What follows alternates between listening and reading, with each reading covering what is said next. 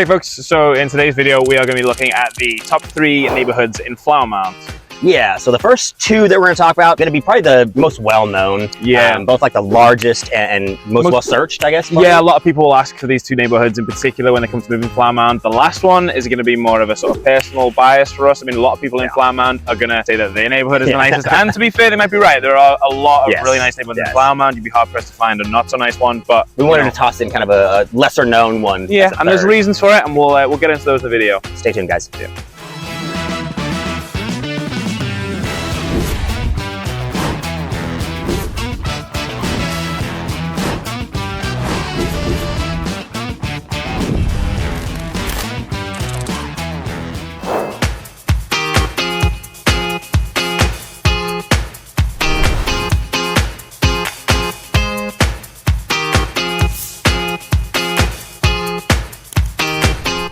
All right, so Bridlewood, one of the neighborhoods that we were talking about in this video, is actually going to be consist of 11 different neighborhoods, so 11 different kind of little subdivisions within the neighborhood as a whole.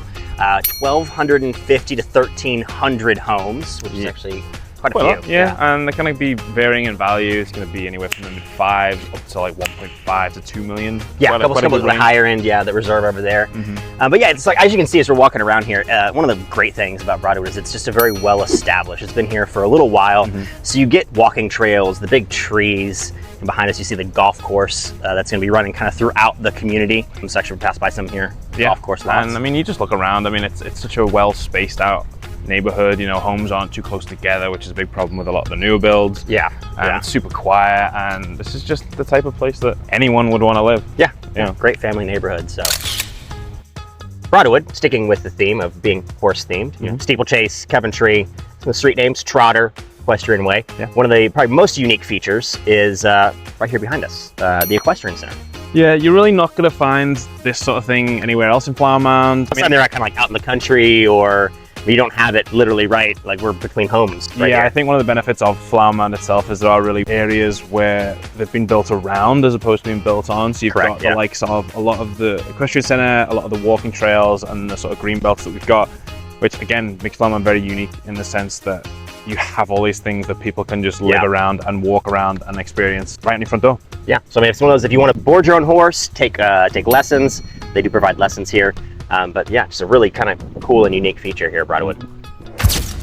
So one of the benefits of Bridlewood and its kind of community feel is the walkability factor. And to my right, as you just saw, we have Bridlewood Elementary, and then just down the ways we also have Downing Middle School. So 2 pretty highly rated schools, I believe. Yeah, absolutely. Yeah, actually, I rode my bike to this elementary school when I was a kid. Nice. I think they both feed into Marcus. Yes. So Marcus is the other high school. There's 2 here in Flower Mound.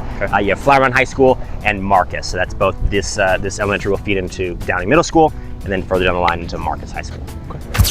So Bridlewood is arguably one of the most sought after neighborhoods in Flower Mound, you'd say? I'd say, yeah, definitely. Very unique. Yes, very unique in terms of the layout and everything that's going on here. It's got a ton of amenities when it comes to the area.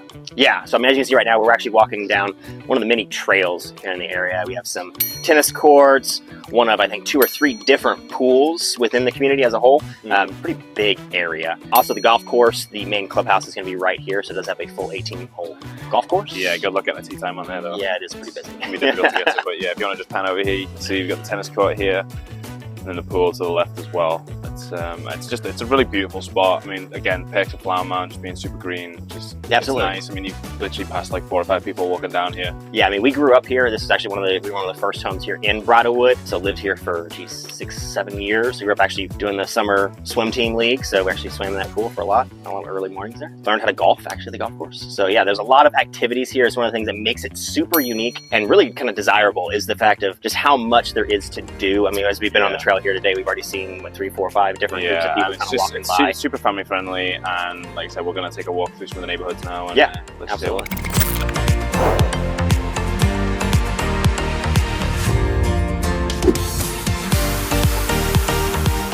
So Wellington is the largest master plan community in Flower Mound, both geographically and by population as well. Yeah, so it's going to have just under 13,000 homes throughout the whole neighborhood. They started building them in 1995 on up to about 2018, 2019. But yeah, it's broken up to multiple different communities, really, like I said, spread out pretty large. Yeah, but you've still really got that nice walkability factor throughout. I mean, again, you can sort of see behind us the trails and the water features and everything else. Yeah, multiple ponds and stuff all over. All the schools are within walking distance again. So, I mean, even though it is a larger plan, it's still kind of, with being both sides of Flower Mound Road, it's all tied together pretty well. It's all really nice together, Yeah. So, as part of the HOA in Wellington, you get access to this place right here, the Wellington Athletic Centre. Yeah, so this actually is going to have one of two of the pools in this community. Other one's actually going to be a little bit further down the way. But it also includes a few different sport courts. So they got some basketball courts, tennis courts, pickleball, I believe.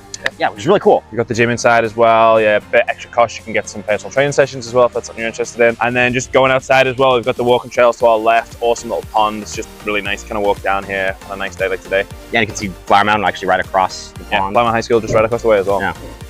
So as mentioned with the Bridlewood, walkability factor is a huge thing with Wellington as well. Although it is a bit of a larger area, there are quite a few schools within a sort of small area. Yeah, so I mean, right behind us you have Wellington Elementary.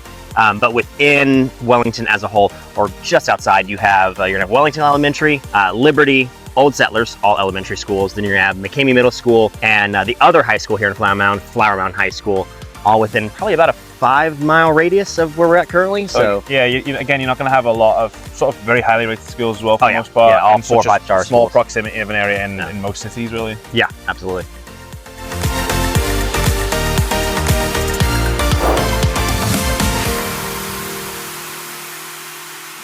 So last up, we have not the Oakwood Estates. That's my mistake in the intro. It's actually where I used to live. Shout out to Sugarberry.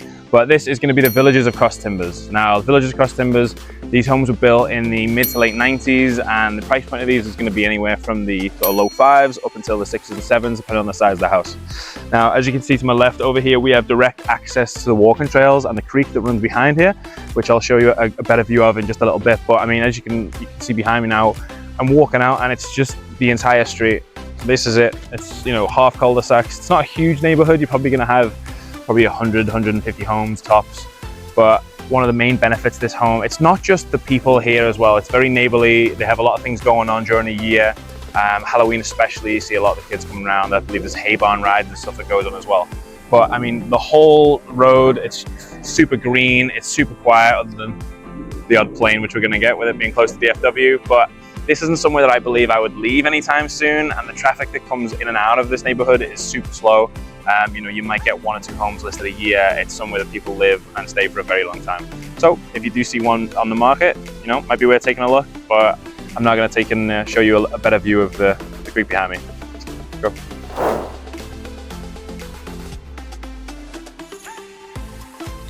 It's not a bad view, right?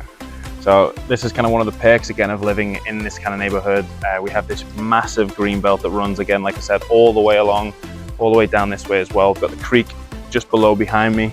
And this is the kind of view that you would think you'd have to go quite a ways out of the city to get such a rural sort of feel and just the peace and quiet. But, you know, we're right in the heart of Flower Mound, and I get to wake up to this every morning. So again, just one of the major benefits of this kind of neighborhood.